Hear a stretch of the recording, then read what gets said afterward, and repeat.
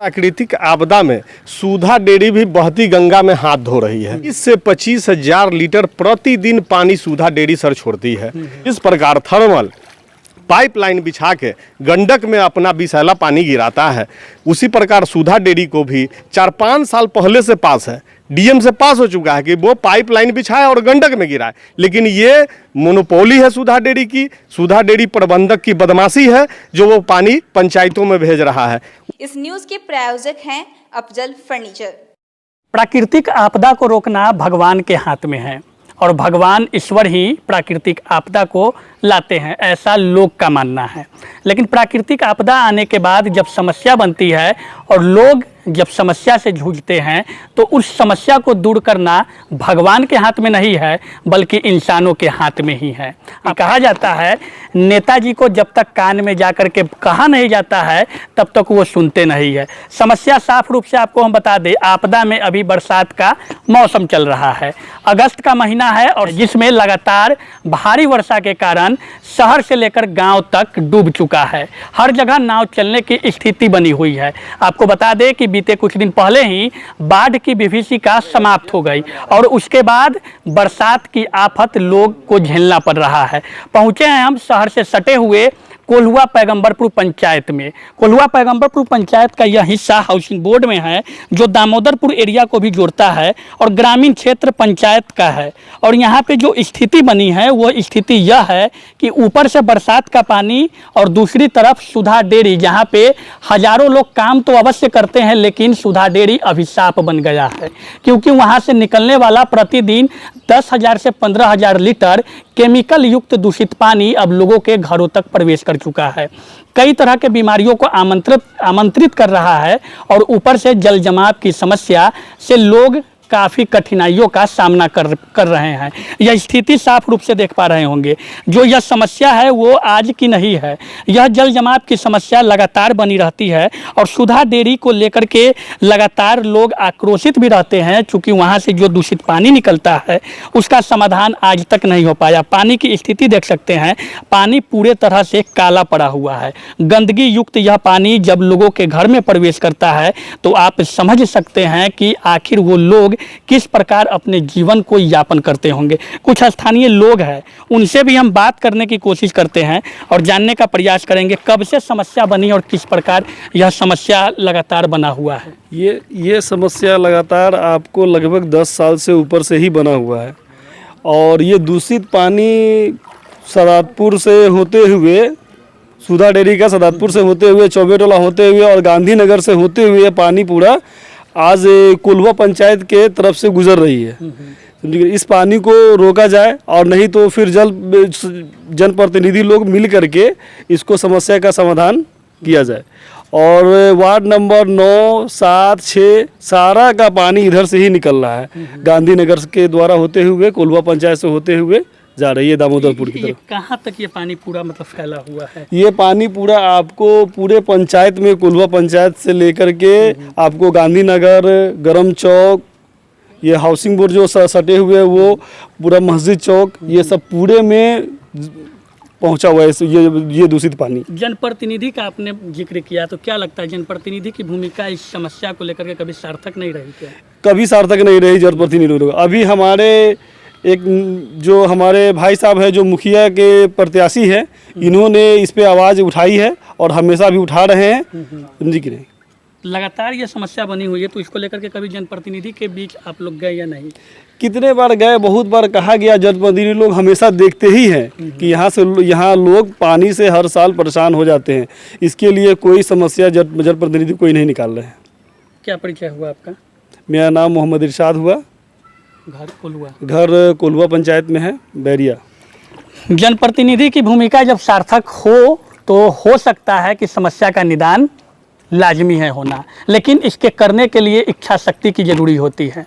आपको बता दें हम कि बीते दिनों ग्रामीण और जनप्रतिनिधियों की बैठक हुई थी। समस्या जल जमाव से लेकर पुरानी मोतिहारी सड़क पर जो बड़ी वाहन चल रही थी उस पर रोक लगाने के लिए, साथ ही पुरानी मोतिहारी सड़क की जो जर्जर हालत है वो किसी से छुपी नहीं है, लेकिन वो हुआ वही जो बैठक के बाद जब बातें आती है तो बात बड़ी होती है, लेकिन बात पे अमल नहीं हो पाता है, और ना इस पे जनप्रतिनिधियों की निगाहें टिकती है और ना ही अधिकारियों की निगाह इस समस्या पे टिकती है। और भी कुछ ग्रामीण हैं, हम उनसे भी बात करेंगे। क्या कुछ समस्या बनी हुई है? समस्या यही है कि पूरा सुधा डेयरी का पानी, गांधीनगर का पानी, पूरा काला पानी इधर से ही जा रहा है। हम लोग बहुत परेशान हैं यहाँ।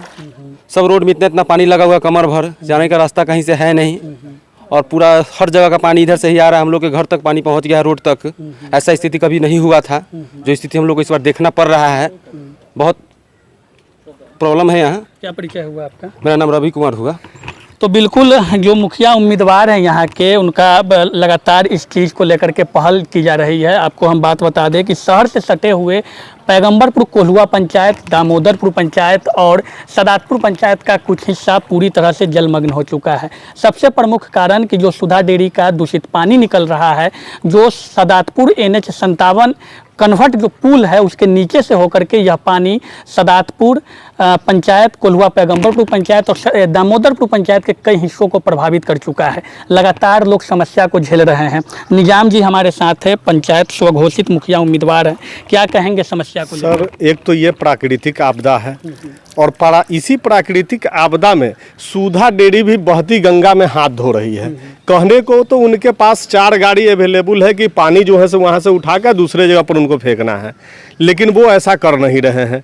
देख रहे हैं कि बारिश का मौका है, इसमें डेयरी का भी पानी बहाव 20 से 25 हजार लीटर प्रतिदिन पानी सुधा डेयरी सर छोड़ती है, और वो पानी सदातपुर चौबे टोला होते हुए, चमटोली होते हुए, यानी कि 8 नंबर वार्ड होते हुए पूरे कोल्हुआ पंचायत को इस पार 7, 8, 9, 6, 10 सभी को जलमग्न कर रही है। इतना ये विषैला दूषित पानी है कि सर देख लीजिए कि कितना काला पानी है ये। इसमें अगर आप थोड़ी देर चलेंगे तो आपका पैर सड़ने लगेगा, और इतनी फोर्स से पानी आ रही है। देख रहे हैं आप कि कितनी तेजी से पानी आ रही है। ये पानी इधर से कभी नहीं आती थी सर, इधर से पानी ना ही तो कभी रोड कटा। ये निजी पर्सनल रोड हम JCB से कटवा दिए हैं कि भाई इतना जनता लोग त्रस्त है। उधर सारा लोग, वो डीलर साहब का एरिया पूरा चमटोली सारा डूबा हुआ है, तो अपने इस निजी रोड को हम JCB से कटवा के रास्ता बनाए हैं और पानी निकासी कर रहे हैं। ये पानी आपको सदातपुर से होते हुए, कोल्हुआ पंचायत से होकर और हाईवे क्रॉस करके हम लोग इसको फरदों में भेज रहे हैं। एकमात्र निकासी का यही रास्ता है, इसके अलावा कोई रास्ता नहीं है सर। अब देख लीजिए कि एक तरफ नीतीश जी जन जीवन हरियाली चला रहे हैं, चारों तरफ पेड़ लगा रहे हैं, और सुधा डेयरी का मनमानी देखिए कि पिछले सालों से पानी आया, सबसे ज़्यादा पानी आया। आप बढ़ेंगे उधर बारमतपुर तरफ, जिधर ये पानी जा रही है, सारा पेड़ सूख गया लीची का। सुधा डेयरी के पास भी लीची का जितने बागान है सभी प्राइवेट व्यक्ति का बागान है, सारा बागान सूख गया। तो एक तरफ मुख्यमंत्री जी हमारे जल जीवन हरियाली चला रहे हैं, पेड़ पौधा लगाने पर फोकस कर रहे हैं, और एक तरफ लगा हुआ पौधा जो लगभग 40-50 वर्ष से लगा हुआ पौधा सूखने के कगार पे है और आधा से ज़्यादा सूख गया है, और इस बार तो बचने का उसका कोई उम्मीद ही नहीं है उस पौधे का। तब बताइए कि हरियाली कहाँ से आएगी?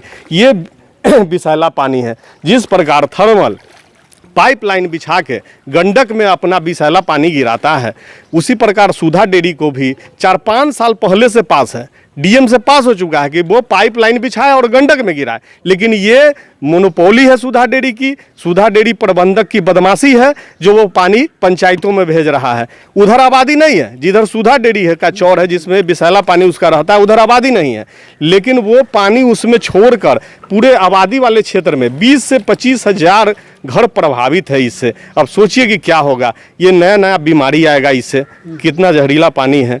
और इस पर से हम मांग करते हैं जिलाधिकारी से कि इस पर तुरंत अविलंब कार्रवाई करे और सुधा डेयरी को नोटिस करे कि वो अपने पानी को बंद करे, व्यवस्था लगाए। कोल्हुआ पंचायत में जल जमाव की समस्या अक्सर देखी जाती है, तो इसके लिए क्या अस्थायी निदान हो सकता सर है? इसका अस्थायी निदान, ये तो टेम्पोररी निदान है कि हम लोग भाई अभी आपदा है तो पानी इधर से रोड काट के निकाल रहे हैं, कल होकर ये हम अपना रोड भरवा लेंगे, पानी इधर से नहीं निकलेगा। लेकिन इसका अस्थायी निदान के लिए नाला की व्यवस्था हो, नाला आप मेन लाइन, अब नाला बना देने से नहीं होगा। अब नाला बना दिया, उसकी निकासी की व्यवस्था नहीं है। जब तक यहाँ डैम की व्यवस्था नहीं होगी मिठन सराय में, तब तक कोई ऑप्शन नहीं है। डैम की व्यवस्था करें, जिलाधिकारी से हम लोग मांग करते हैं कि भाई डैम बनाए वहाँ पे। डैम बड़ा प्रोजेक्ट है, इसमें मंत्री सांसद सभी लोग आगे आए, बढ़ चढ़ के जनप्रतिनिधि लोग हिस्सा ले और डैम की बना के और नाला तभी तो निकासी होगी। प्रतिनिधियों की भूमिका कितनी सार्थक है? देखिए, जब आफत आती है तो सब लोग जुट जाते हैं कि ये हो वो हो, ऐसा हो, यहाँ चले वहाँ चले। जनता भी जागरूक रहती है। उसके बाद यही आफत जब खत्म हो जाती है, उसके बाद जनता भी निष्क्रिय हो जाती है तो जनप्रतिनिधि भी निष्क्रिय हो जाते हैं। दोनों को जागरूक होना पड़ेगा, सिर्फ जनप्रतिनिधि को दोष नहीं दे सकते हैं। जनता और जनप्रतिनिधि दोनों को जब तक जागरूक नहीं होंगे तब तक लिए इसका संभव नहीं है निदान। तो बिल्कुल निजाम जी थे हमारे साथ, स्वघोषित मुखिया उम्मीदवार, और उनका साफ रूप से कहना है कि जो समस्या बनती है तो जाहिर सी बात है इसके लिए सिर्फ हम जनप्रतिनिधि को ही दोषी नहीं ठहरा सकते हैं। जनता जब तक आवाज़ नहीं उठाएगी तब तक जनप्रतिनिधि भी उन बातों को, उन समस्याओं को सुनेंगे नहीं।